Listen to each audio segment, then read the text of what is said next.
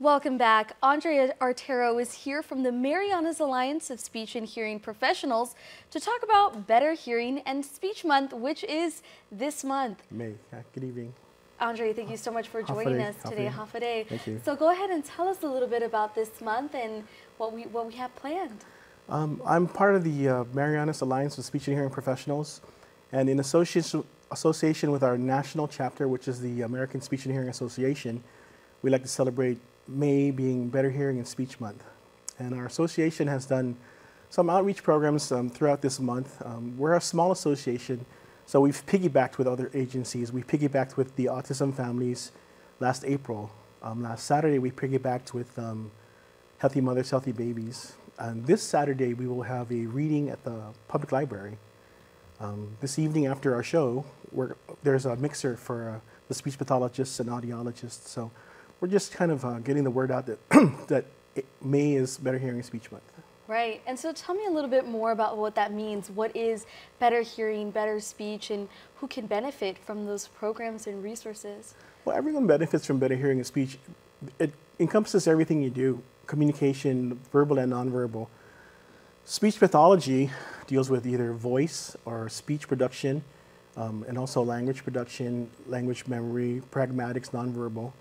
And hearing is audiology, hearing amplification, nonverbal communication, also parts of hearing, awareness. There's different kinds of hearing as well. There's hearing for learning, hearing for speech, and hearing for environment. Sure. So it's all an awareness thing.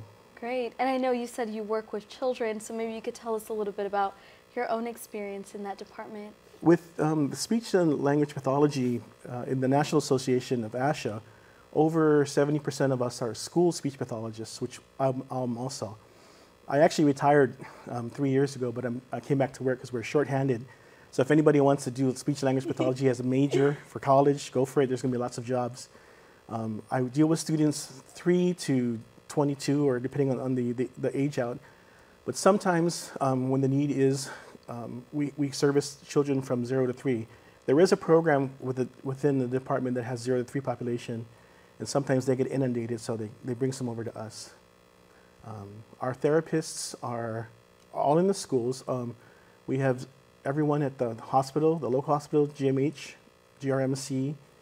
We have a pathologist at Naval Hospital with the Early Childhood Development Center. We have 3 audiologists, Guam hearing specialists, Guam hearing doctors, Guam Audiological Services, and DOE. So there's about just over 20 of us on island with our national license for speech and hearing services. Sure. So who would you suggest get these services or look into it as a thing that they should do to better their hearing and better their speech?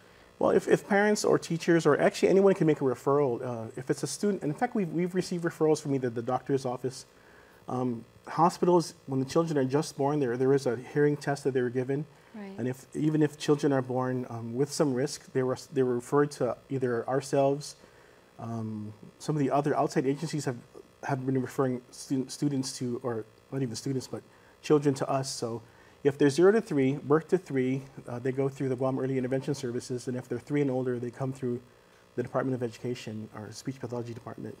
There's a child fine for special education, and they can call those numbers. That's great. And maybe can you direct us to some of your websites and resources that you have online as well? Well, the National Association is ASHA, A-S-H-A, American Speech Hearing Association.org. And within that agency there, you can see medical aspects. Our medical therapists deal with stroke victims, swallowing therapy, things to do with medical aspects of, which is still part of speech pathology. Right. It doesn't seem like it, but it is. So there's asha.org, and then our own web, we have an email, which is MASH, M-A-S-H, Marianas Alliance of Speech and Hearing Professionals. So mashpros@gmail.com. Perfect. That's our local address. And they could send you an email if they have any questions about what that means and how they can do the referral process as well. Yeah, questions about speech, and also if you have an outreach program that you're like, there might be one this weekend that we hope to join. If you have a program that you want somebody to talk about speech and language therapy or speech and language pathology, or even the field, college students or actually undergraduate students or college seniors or juniors who want to talk about maybe going into that profession, right, send us an email and then we'll get a hold of you. Right, and it seems like a very fulfilling profession to work, just trying to better the speech and hearing of those around you. I mean, it's a big need in both the speech and hearing. I was saying, in the speech department on Guam, or in speech therapy on Guam, every agency needs us.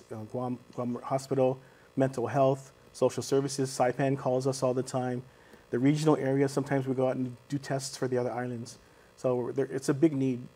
Great. And so again, we have an event coming up this Saturday at the library if you want to learn more about